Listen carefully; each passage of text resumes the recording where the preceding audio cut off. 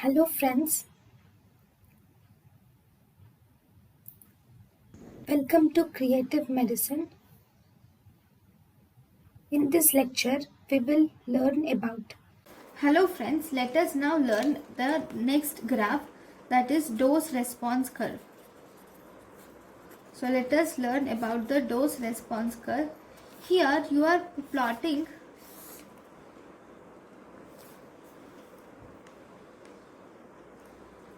the dose of the drug with the response. Okay, so what does this dose response curve signifies? This dose response curve will signify the potency of the drug.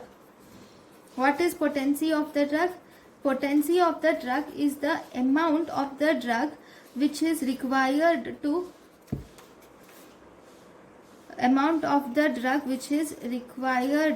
produce a certain response.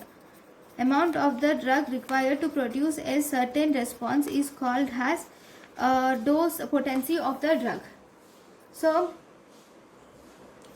in this potency of the drug is also given by ED50 is effective dose which is required for 50% of reaction to complete. So effective dose 50 or ED50 also signifies the potency. Now if I draw the graph, so this dose response curve is a sigmoid curve. Okay, they will give you two or more curves.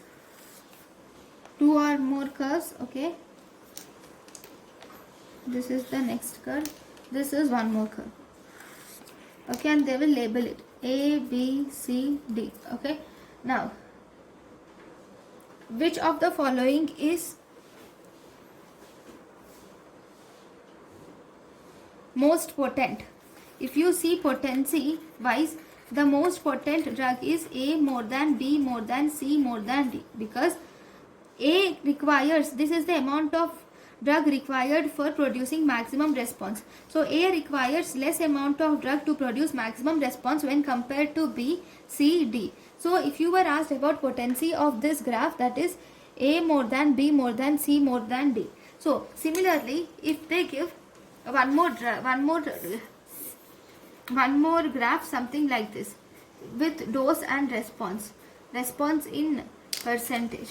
Okay, first curve, second, third, fourth.